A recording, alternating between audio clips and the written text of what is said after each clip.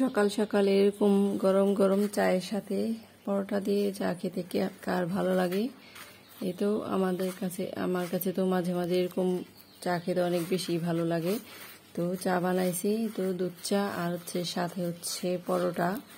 এই তো ছোটবেলায় এভাবে পরোটাকে গোল করে নিয়ে চার সাথে খেতাম।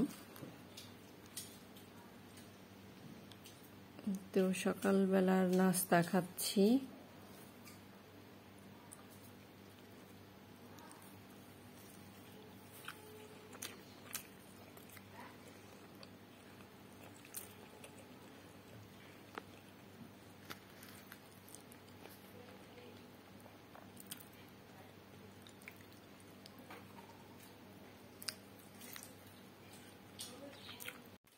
আসসালামু আলাইকুম, কেমন আছেন সবাই? নতুন আরেকটি ভিডিওতে সবাইকে স্বাগতম।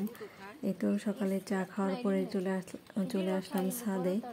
তো আমার অ্যালোভেরা গাছটার ভিতর অনেক জঙ্গল হয়ে আছে। তো এই জঙ্গলগুলো পরিষ্কার করব, আর এই অ্যালোভেরাগুলো কাজে লাগাবো। যেহেতু আমরা কোনো আর কি ব্যবহার করি না কোনো কিছুতে, তাই এটাকে এখন গাছের খাবার হিসেবে ব্যবহার করব। তো ঘাসগুলো পরিষ্কার করে নিই, এরপর অ্যালোভেরাগুলো তুলে নিব। তো একটা দুইটা রাখবো, আর বাকিগুলো গাছের এটা গাছের হরমোন বৃদ্ধির জন্য আর কি ওইটা আর কি ব্যবহার করব। তো ঘাসগুলো পরিষ্কার করে নিই।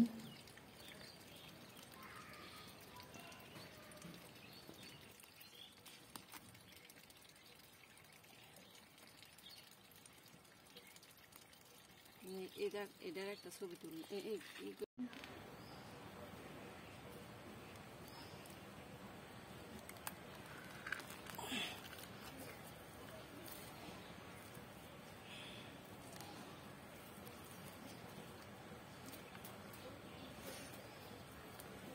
কাটলেই হইতো, হইব নি? আর তুমি এই শহরে হারাইবা লাগছো।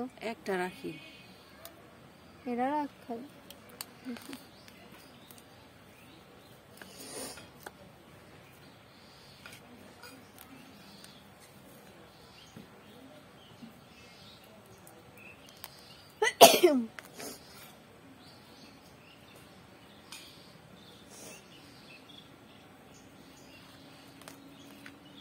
মাঝখানেটা উঠাইবা না?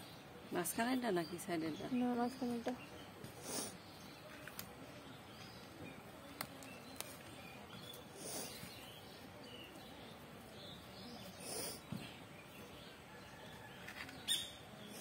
এটা উঠাইও না। এরে হ্যাঁ, বাস সাইডে উঠাইও না।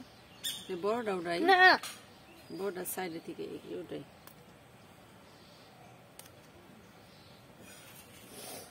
এটা উঠাই। এতগুলি তো আর একসাথে আবার হয়ে যাবে না।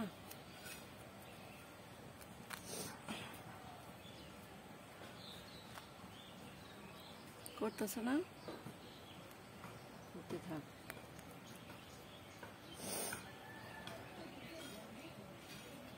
পানি দিয়ে দাও একটু।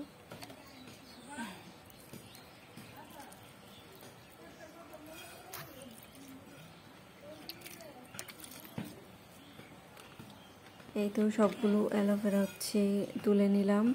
এখন এগুলোকে ছোট ছোট করে কেটে ভিজিয়ে রাখবো।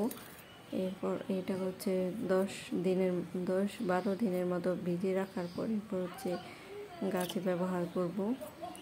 এটা পচে যে পানিটা হবে ওটাই আর কি গাছের গোড়ায় দেওয়া হবে। শাকসবজি এরপর ফলমূল সব গাছের মধ্যে দিব। এটা অনেক উপকারী অ্যালোভেরার এই ভেজানো পানিটা।